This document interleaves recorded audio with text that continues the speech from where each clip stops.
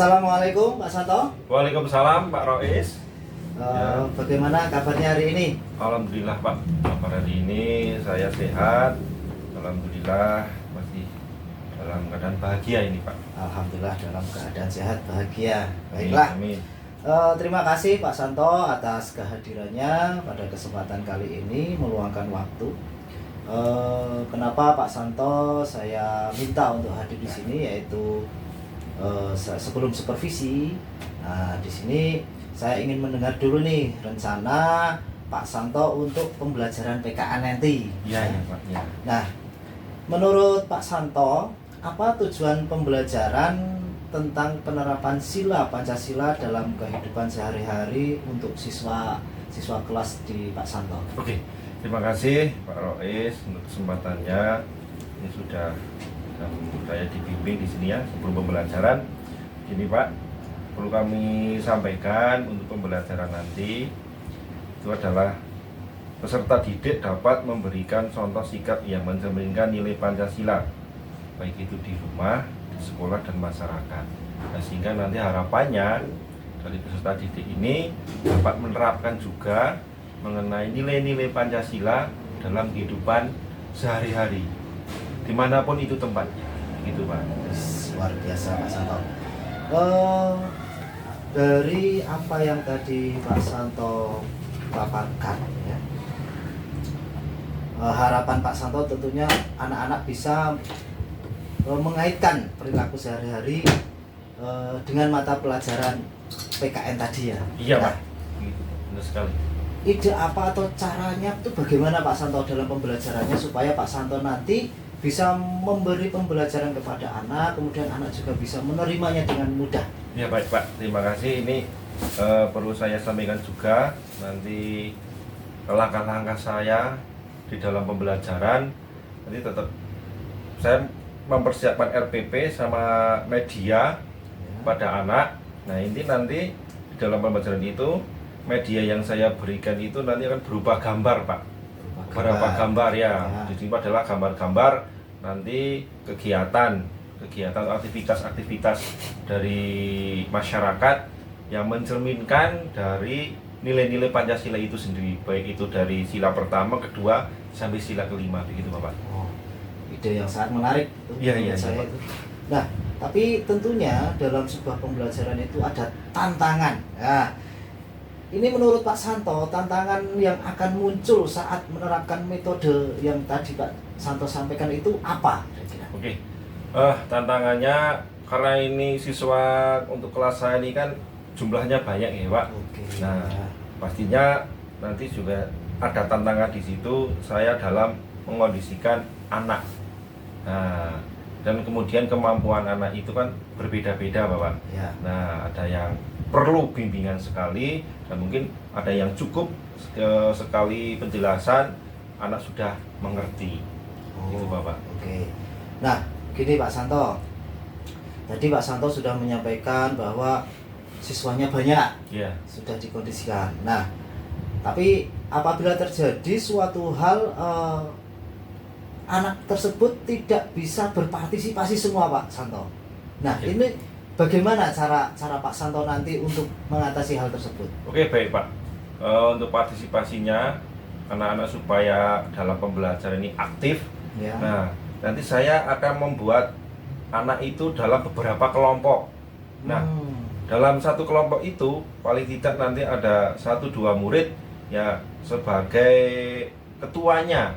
Nah, otomatis ya. Nanti dalam kelompok itu yang menjadi ketua adalah anak-anak yang notabene nanti cepat di dalam pembelajaran, sehingga harapannya dapat membantu teman-teman atau anak-anak yang lain yang perlu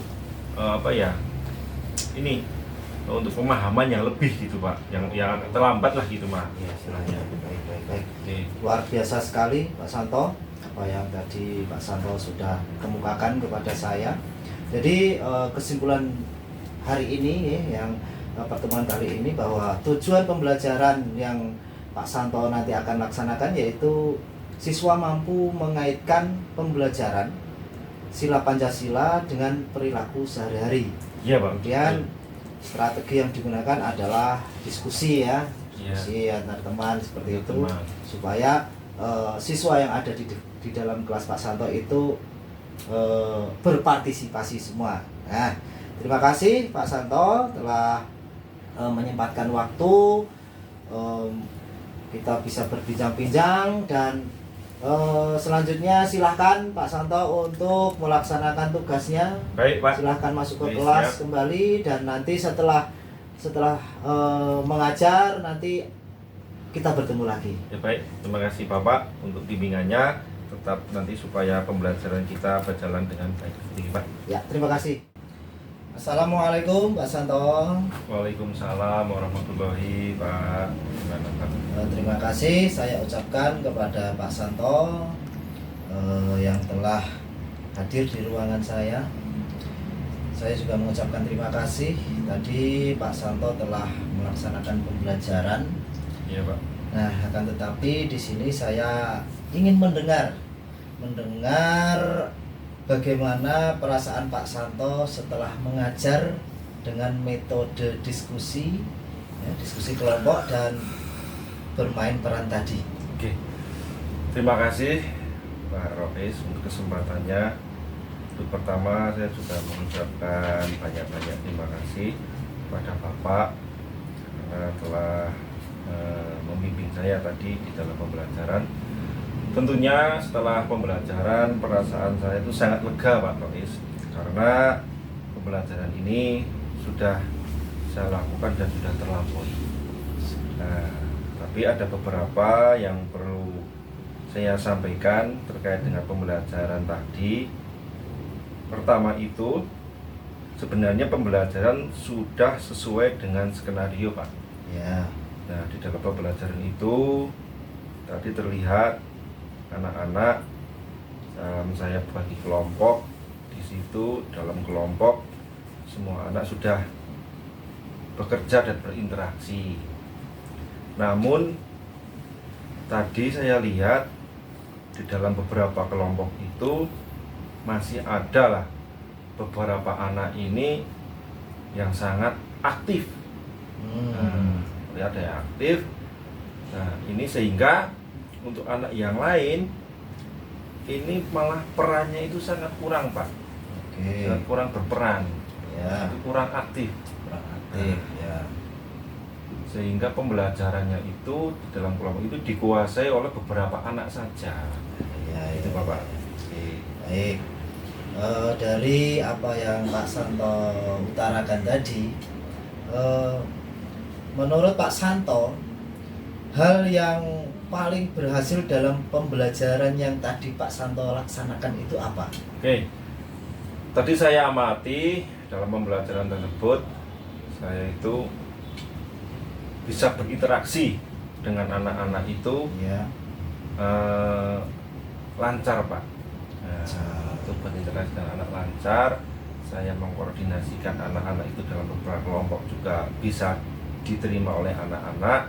Ya. Nah, sehingga ya itu tadi Pak, pembelajaran itu bisa berjalan atau sesuai dengan yang saya inginkan Pak. Oke, bagus sekali Pak Santo. Jadi di sini Pak Santo bisa berinteraksi langsung dengan siswa, kemudian siswa juga sudah aktif, namun ada beberapa gitu ya. Ya, ada beberapa yang mendominasi kan, ya, seperti itu mendominasi dan yang kurang. Tentunya pembelajaran Pak Santo sebenarnya sudah bagus sekali. Nah, jadi diskusi yang tadi Pak Santo terapkan di pembelajaran ini tentunya memberi pengalaman yang nyata ya bagi siswa. Ya. Terus kalau menurut Pak Santo, tantangan apa yang masih muncul dalam pembelajaran tadi?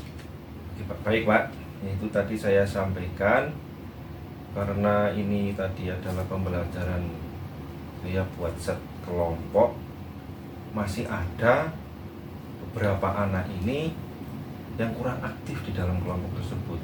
Ya. Sehingga tujuan pembelajaran itu tidak semua anak itu tercapai Pak. Oke. Ya, oke, di situ oke. itulah kayaknya itu tantangan saya di situ.